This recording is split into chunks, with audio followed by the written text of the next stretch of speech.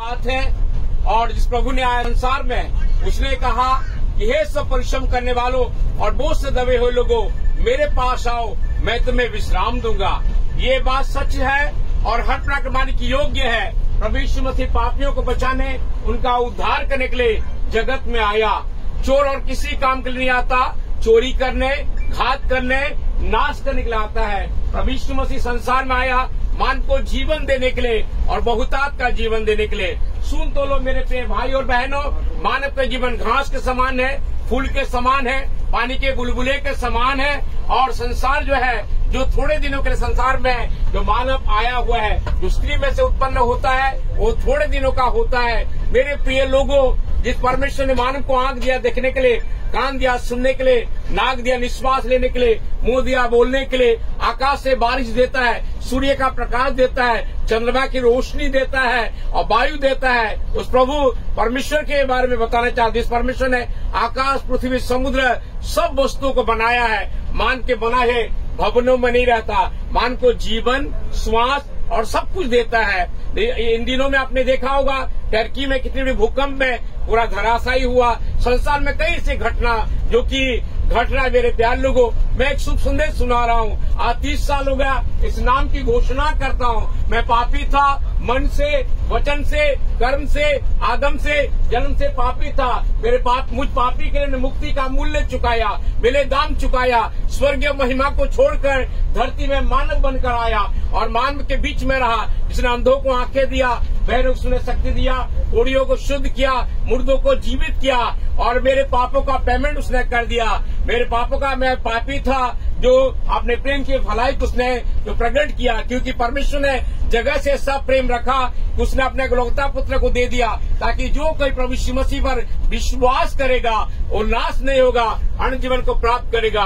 ये जो कि कोरबा कोचेबली आज 16 तारीख एक गुड न्यूज को बता रहा हूँ।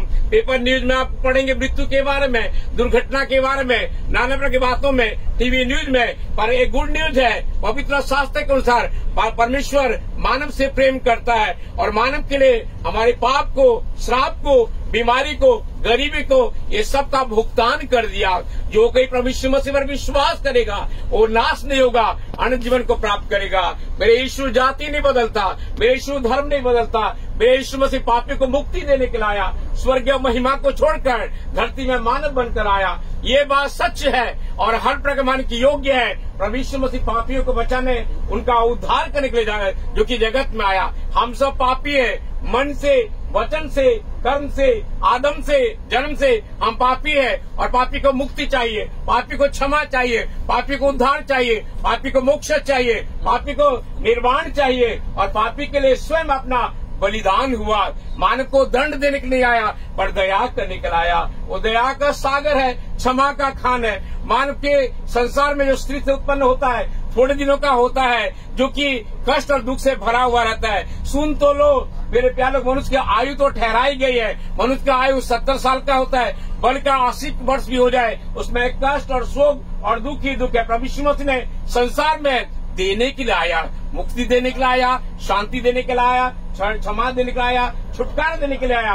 पवित्र शास्त्र के अनुसार, जो कि पवित्र शास्त्र में मारा गया, गाड़ा गया, जिसने मुर्दों में जी उठा और जी उठने के बाद में 500 लोगों ने उसका दर्शन को प्राप्त किए। उसने 10-12 बार उसने दर्शन दिया और मानव से कहा मैं तुमसे प्यार करता हूँ, ना तुम्हारे रूप को देखता हूँ, न रंग को देखता हूँ, न तुम्हारे जात पात को देखता हूँ, न काले गोरे हो, पर मैं मेरा जो संबंध है तुम्हारे मन से है। क्या आप नहीं जानते कि आपका मन परमेश्वर का मंदिर है और परमेश्वर का आत्मा निवास करता है। यदि विश्वास करोगे, ग्रहण करोगे, पापों से मुक्ति को, क्षमा को, उद्धार को प्राप्त करोगे। भेष बदला तो क्या हुआ, दिल का बदलना चाहिए। 1-2 बातों से नहीं, बिल्कुल बदलना चाहिए।